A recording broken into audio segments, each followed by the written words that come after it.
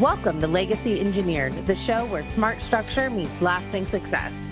Join Scott Arden, Chairman and CEO of Controllers Limited, as he sits down with business leaders, top entrepreneurs, and experts to uncover the strategies, stories, and structures that build lasting legacies. And now, here's your host, Scott Arden. Welcome back to Legacy Engineered. I'm your host, Scott Arden. Today, we're joined by a leader who isn't just participating in the financial services industry, he's rebuilding it from the ground up. CJ Davidson, founder and CEO of Proxy Financial, is on a mission to revolutionize the way financial professionals serve their clients by elevating the client experience and championing a culture where ethical advisors can truly thrive. CJ, welcome to Legacy Engineered. Thank you, Scott. It's great to be here. Absolutely. Doing awesome, man. Doing awesome. We're just, in kind of our busiest time of the year, as we were talking about before. And so, getting through that, the holidays, but it is all good. How's it on your side? Really good. Really good. Trying to wrap up the end of the year. You're right. Like the whole legacy planning stuff really tends to end the year with a hustle and bustle, but it's an all year type of thing. We could talk about this a little bit if you want to dive into it, but the time right before Thanksgiving going all the way through New Year's, we call it the giving season.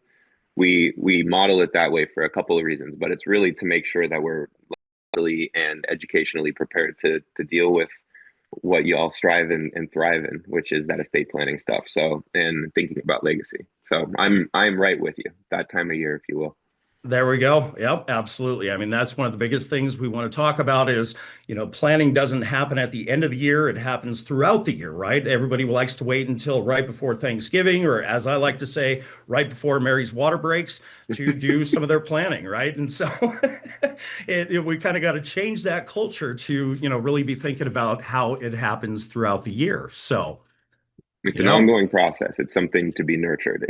There is an advantage getting all the family in one room once or twice in that tucked away period of time with the holidays. You tend to be a little more easy to get at people that you need to have those conversations with, if you will, about the family planning and things of that nature. But yeah, you could do that at the summer barbecue or the family reunion when the weather's good, and not tuck it into holiday season either if you really are trying. Exactly. Exactly. Well, awesome, man. So I have to ask you, you've made it your mission to elevate both the client experience and the standards within the financial services industry. What moment or realization sparked this mission for you?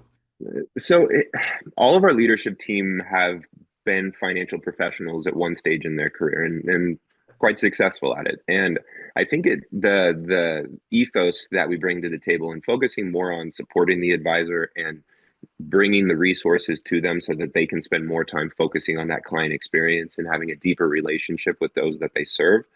I think it came from maybe a little bit of a good chip on the shoulder where it was like we were great advisors and we needed these certain things to continue to thrive and continue to serve others better and more. And we were just being met with deaf ears, or we were screaming into an open room and nobody would hear, like in your nightmares as a kid, right?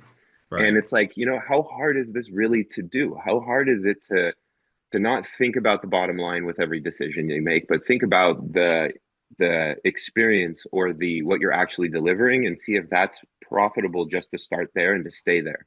And I think kind of the success that we're experiencing here is because we're proving that if you stay there, if you stay about what's the best thing for the client or what's the best way to serve the advisor so they can be who they want to be for those that they serve, it actually tends to be more profitable for what we've seen, which is a great side effect of just, waking up and wanting to be a good person. So yeah, absolutely. I mean, that's, our primary focus is ensuring that, the client is being served for what they want, right? What they're looking for, what is their end goal, and essentially reverse engineer that, right? So, and that's the fun part, right? Exactly. We're not on a factory line turning the same bolt every 18 seconds. Every case is truly unique if you approach it with that right mindset, when you're really thinking about how to serve the client, meet them where they are, and build or create something or plan within a context that serves uniquely what they're trying to do. It's like if you love puzzles and you're given a new amazing puzzle every day, right? Like what would make you happier? So you have to love doing that. It's difficult to be unique for each person that you serve and build a scalable practice. But again, that's why you collaborate and you do it as a team, and then you have the capacity to do that. But if this part of the business doesn't get you excited, if sitting down with somebody and saying what is important to you, and having the opportunity to be in a trusted conversation with somebody for their kind of most intimate desires when it comes to money, which is very, prickly, if you will, like Yes. that's a privilege for us to be in that position. And it's, if you're not motivated to serve based on that privilege, then it's not the right business. But there's a lot of us out there that's the good stuff, as I like to say. So Yep. yeah, Absolutely. so Absolutely. I always love seeing that. I mean, that's kind of my mission, why I do what I do. I've built a legacy for my son and my granddaughter, and ultimately it's my passion to teach other people what is not widely taught out there, right? With different strategies, different ways of being able to build wealth, where we go back to, our families, where I don't know if it was the same in your family, but, my family, my father he was in law enforcement. My mother was an operator for a phone company. We didn't have a whole lot of money growing up, right? We were mhm. doing okay. We don't talk about money though. And so, as you get older and you start having those additional conversations with family and discussing with them what, opening their eyes to these bigger opportunities and seeing that aha moment, it's just very fulfilling, right? It's like that warm, fuzzy inside feeling. You're like, I helped somebody else, do or help them put them on the right track to accomplish their mission, right? Yep. You can't, it's hard to describe, but that's the good stuff, right? And Yep. I think every great advisor would be able to recall that first time where they knew that they were doing something for the right reason instead of doing something just for money. Yep. And it realized that that's where they can hang their hat and build a career. That I think a lot of financial professionals, and for those that are getting out into the business these days, a lot of us go into it because we're like, okay, statistically coming out of college, I can make a good amount of money and it's finance and all the things, right, that are on paper. But the success comes from really learning who you are in that industry and gravitating towards the role that lets you stay in your zone of genius. One of our managers here is an advisor coach. He coaches our advisors and our team on how to accelerate and be their best selves. And he says this all the time. We want to stay in our zone of genius. We want to find where our zone of genius is and keep the advisor there as often as possible. And then they thrive, right? And Yep. that's super important is when you get into the business, if you gravitate and you really feel something when you do that service for the first time, like stay there. There is a great amount of opportunity in you living in that zone and not coming out of it. And I don't Yep. think people really understand that because it's an environment that's very capitalistic, very not entrepreneurial in many respects, right? Like you're asked to do something for someone else. And once you really learn the ropes, there's like, hey, well, like maybe if I serve the client this way, it's better. Like, nope, don't do it that way. No, you got to do it our way. Right. You know? So You're stuck inside a box. There's a bigger world, right? Get there is a outside the bigger box world. and look in versus inside out. Exactly. Well, awesome. So, every journey has its ups and downs. What were some of the early roadblocks you hit? And are there any ongoing ones that continue to kind of shape your path? So I was very fortunate early in my career. I moved to New York City right after college, and I had a mentor that positioned me on a team, a symphony inside of a financial services company where I got to learn from really great people, and I accelerated. I took that opportunity and became a very successful advisor in my early career. I was very competitive and I competed well in those years. Um, I think where that question translates more is to when we started Proxy. And as a business owner, really understanding the weight behind making decisions that are beyond yourself.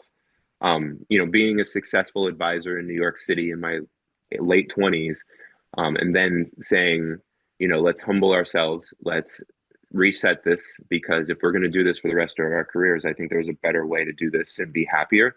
but it's going to take a lot of work and it's going to take a lot of sacrifice to be able to get through that hump. I was clear with myself on that journey, and I had great people around me to go on that journey with. That made me really confident. But I don't think I don't think I was mentally prepared enough to, in the moment when it was tough, to learn the lessons. It's more looking back on it. And I think if I reflected on it more in the moment and had more like clarity on this too shall pass type of thing when it was really, really tough, and it's like, we're paying our staff and we're not going to go home for Christmas type of thing, because that's Right. where the money's going to go. I'm proud of the way we handled ourselves and the decisions that we made. Really proud of it, including my partner. But I don't think I learned enough to accelerate me as a leader in that process. It's more reflecting on it now that I'm taking from it, and helping others that are going through difficult things that aren't going to persist, with that this too shall pass and we're all here together to get through it type of thing. You know what I mean? Yep, That's a absolutely. huge takeaway. Young in my leadership days, it's, having the clarity to be like, the sun's going to rise tomorrow and we need to approach this as if it will. So There you go. Awesome. I love it. Love it. Yeah, I was actually, yeah, that was going to be my next question, but you transitioned right into it, which was, how those experiences shape the way you lead, work, and approach your business today. So I think you covered it perfectly there. Awesome, man. Well, cool. So, at what point did you start thinking beyond success and start focusing on legacy? ugh. So I have this joke that my family is very blue collar, similar to yours, right? My parents didn't go to college. My stepfather, who's very successful, went to community college to learn the ropes and went right into to on site, learning on in the real world. So me going through the college path and kind of going through the corporate path and moving to New York and going to Wall Street and doing all those things, I was kind of like first generation of that, if you will. And I carry a lot of weight on seeing I grew up with my mom and my dad ran a carpet inspection and flooring design company, and they ran it out of the family room. So growing up, my babysitter were my parents because I got to see them, right? Right. And as life progressed, and my stepfather came into my life, he started a business when I was going into high school and got out of the corporate environment and had to kind of bootstrap a company that's extremely successful now over the course of 25 to 30 years. So I feel a lot of pressure in a good way to take the fact that they've taken very straightforward, humble, I got to work hard to make this, but I know what I'm doing. And over the course of 40 years, do what they say they're going to do and create lives that I want to take to the next level. There's a lot of weight on that for me. And Right. I have a thing on my billboard now as I think about that and carrying that forward. It says, the things that we do, especially as professionals in this business, affect the lives of those that will be on this earth beyond the time that we live here. Right? We get to do things that really set not only our families and the next generation of the Davidson name up for success, but we get to bring what used to be something that was for people based on wealth, to people based on where their heart is. Right? You don't have to be super wealthy to have an estate plan. You just have to Right. want, and you have to have intention, and you have to have desire to make sure that others are positively affected with the things that you don't use. And that's really cool to be able to design, And I'm in my 40s, so I'm not thinking a lot about what happens after I pass, but I am thinking about the decisions I make and the person that I am and how I show up to things, creating that footprint or those steps so that the those that hopefully come after me can walk a little easier in the snow. Yep, absolutely. Absolutely. Well, and it's, creating designing the, the like we talked about previously, the end goal, but then, the also the financial literacy that goes along with it, right? Knowing how to actually deal with that or, how to help people moving forward if that's the ultimate mission, right? So, Yeah. awesome. Yeah. Absolutely. Well, cool. So, what's next for CJ? Oh. What's I I'm really excited about where the company's going, especially next year. We is have put my OCD showing a little bit, but we're about to get into chapter 4 of a 5-chapter or a 5-year plan at the company. We started in 2018, so there was a couple of years of getting things together and so on and so forth. But this 5-year plan, one of my advisors out on the West Coast, I was talking to a couple of days ago actually, and he's like, the scary thing about what we're doing is what we talked about 3.5 years ago. We've done every single thing that we talked about, and we talked about how crazy it was when we first started going over it and your crazy ideas, and now they don't seem so crazy anymore. So we're just about done with chapter 3, going into chapter 4 of this 5-chapter journey here, and that makes next year a very critical year for our company. Chapter 4 is going to hopefully take place in its entirety in next year. And chapter 5 allows us to kind of poke our head up again, if you will, and really think about what's next on a bigger picture. We, as a company, will be positioned in a way where we can affect more change more quickly. But more importantly, I think at that point, we'll be at a stage as far as the infrastructure and the talent and the people that call Proxy home to be able to take on more initiatives that we want to do.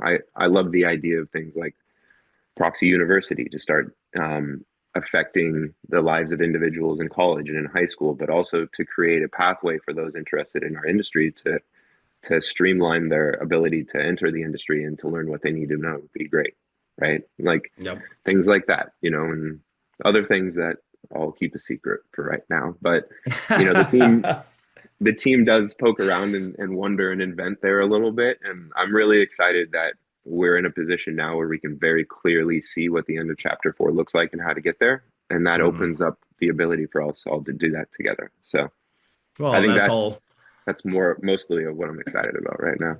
There you go. That's all about building that roadmap, right? You go back to the book, what is it? The seven secrets of highly effective people, right? Is, Stephen Covey. Begin with the end in mind. Have a clear vision of where we're going, how we're going to get there, and then again, reverse engineer that, but by having that team to help affect that and embrace that vision and that goal is always awesome. And, to have a team that can help design that for you as well. I mean, that's where we take pride in it is identifying a strategy or what's going to be the sequence that we could outline for you and kind of the steps in which to take those processes or. 100%. That's the good stuff, right? Yep. No, the team comment is really important, right? I'm just a crazy person with ideas. The team makes this real and makes this something that people can actually look at and say, I can live my life the way I want to live it as a financial professional if I have Proxy as a partner, right? Chapter 1 was more CJ with a crazy idea.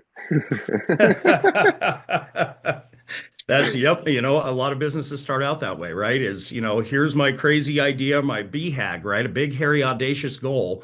And, this is kind of my vision for it, but how we're going to put those pieces together, that's where you bring in that team. And, I'll give it up to my team 100%, that we wouldn't be able to continue maintaining the same level of integrity and passion for what we do, if we weren't on that same page. So my team is that way, and it's all, it's all gravy. I can attest to that. Second to your team. Yeah, you have amazing people around you. It's a testament to your work product for sure. That's why we're here today. That. Love hearing it. Always love hearing that. Always love hearing it. Well, cool. So I know you kind of alluded to it, but what is the legacy that you want to leave behind? I know you said the Davidson name and carrying that on, but what does that look like to you? I want and it goes back to the company, right? Like maybe that's flawed, but it's honest. I want to be able to create a place where advisors can enter the business and know that they can. I think this may be cynical, but I think that maybe in my environment or what I experienced, that a lot of advisors, when they become successful, have a fork in the road they get to, right? Where it's a harder path, but there's a lot more ethics and a lot more flexibility and a lot more creativity and entrepreneurship, right? Inside and outside of a big company. Don't get me wrong. Like I'm delineating going independent versus being part of a business, right? But there's the I want to build my own thing, and I want to carve out this thing for myself and create a name behind this thing I'm creating. And then there's those that are like, I love the process, I love the infrastructure, and I want to be part of this bigger thing and hang my hat after 30 years that I was part of this bigger thing, right? Those are Mm-hmm. both incredibly viable paths, right? I think if I had my way, and I'm old and withering on the bed 80 years from now, right? I'm thinking, did I create a space where people can say, I want to take that longer path and build my own thing and carve my own path, but we got rid of that take a longer time, Right. right? I think there's a way for a company to identify, embrace, bring in, nurture, and then share in the win with over time someone that's creating their own thing. Like, we don't own the businesses of our advisors. They're our business partners, and that is not just a strategic or marketing concept. It's the way we want to build it. This ecosystem of like-minded, great people that are building their own thing for their own legacy, but doing it within a collaborative environment, a competitive environment that's collaborative. Yep. I don't think that really exists in a really, really successful, sustainable, scalable way yet. And I think we're out ahead of that pretty far. And I think, on that bed 80 years from now, I want to say, like, there's that little pasture out there in the distance that if you want to take the road to get there, it's a different world over there, and Yeah. and you can thrive there. Absolutely. Absolutely. Um, I know that's, kind of our mission you saw the with, crazy, right? You saw the yes, crazy right yes, there. I did. I did. Well, and, I love what we're doing, with the finance council that we're on. I mean, that's, how you and I met, is putting together that team of resources and being able to say, oh, you need that. We've got somebody who can help you in that space. We vetted them. We know that they have integrity, that they're going to do right by you, the client, which is why we're confident in sending them over to, in making those referrals, right? So, And vice versa. I'm so proud of what we've created there. And when I approached the team about that at C-suite, I said, these are the 5 people that need to be on the council if I'm going to do this, and you are one of those 5 people. Not only did you make a really good impression, but what your company literally does is paramount to the collaboration of what a council of financial professionals serving in collaboration based on where the client needs us to be. Like, we don't do estate planning, attorney stuff. We don't do the architecture at the level that you do. We implement said architecture, and we're phenomenal at it. But the collaborative environment, it needs to be there. And there's nothing out there. right. You and I couldn't have gone anywhere that exists and implemented and done what we are able to do together there. I agree. We've created it. But just know you're a short list of non-negotiable. Well, I appreciate that. I appreciate that 100%, my man. And, likewise, anybody that is in the need of what you do. And, again, you're one of my trusted resources to be able to say, hey, call my boy CJ. He's, he can get you taken care of. And, yeah, that's just, it's awesome, man. So outside of the business, what do you enjoy doing? I mean, what are your things for fun? Yeah, I really enjoy fitness. I do a lot of yoga. I don't know if that's a hobby, but I think it's like something you'll never really be good at, or you can always be better at it. And I can't hurt myself doing it. I used to do a lot of weird, like, jumping exercises and plyo stuff. I could jump really high in my former life, but now I'm trying not to hurt myself. So that's a lame answer maybe, but I do love yoga, and I do love the pursuit of keeping myself so I can be 80 years from now in a bed instead of less years. Yes. I love traveling. I have a partner, Alex. She's my best friend, and we pretty much do everything together outside of proxy stuff. And we have a couple dogs together. We love traveling. I have friends. I'm lucky enough to have friends from high school and college that are still really close and dear to me, 20, 25 years and going now, and they're all over the country and all over the world. So a lot of time when I have, like, free time, Alex and I are traveling to see old friends and spending time and catching up and things of that nature. I love I love those moments where you're like on the patio and it's the evening and you're having a drink with an old friend and like those old stories come up and you're Yep. reminiscing and stuff. Like that's like life fulfilled for me. So I think part of like why I work and why I'm building what I'm building and why involved in the relationships we're involved in professionally is to do more of that more often with the Yep. people that we love. So yeah, Absolutely. not dying through healthy activity, and traveling to see people that you don't get to see that often. I think, and I love sports. Like there's something on TV that's just sports related at all times. San Diego State, I'll travel to them when they're in the tournament. I'm a Las Vegas Raiders fan, proud to say it, even though they're horrible. It doesn't matter when you're watching this, we're probably not good. Yeah, but I've got a lot of friends that are Raider fans. What's interesting is I actually used to own. Are you familiar with the Black Hole? Yeah, of course. Okay, so I was a part owner of the Black Hole. So Raider Rob, before he passed, we had the Black Hole set up, the fan base, all that good stuff. I was one of the primary owners in that, and so it Respect. has recently been taken over by Mark Jones. But hey, we're still We're there. dealing I with it. still follow him, but I'll have Really to say cool. that my team is the Philadelphia Eagles. All right. What are you gonna do? All What are you gonna right, do? all right. Well, You guys throw awesome, CJ. snowballs at Well, Santa, but we won't go there. all right. Well, CJ, I want to thank you for joining us on Legacy Engineered and for sharing the mission, the mindset, and the momentum behind Proxy Financial. Your commitment to elevating both the client experience and the standards of the financial services profession is not just reshaping an industry, it's empowering families, advisors, and business owners to build safer and more resilient futures. So, to our listeners, if today's conversation inspired you to rethink how to protect your wealth, serve your clients, or operate your business, take this as your invitation to step into a higher level of financial stewardship. Visit www.controllersltd.com to schedule your complimentary strategy session. I'm Scott Arden, and this is Legacy Engineered, where we teach you how to design, protect, and pass down your legacy for generations to come. Thanks, CJ.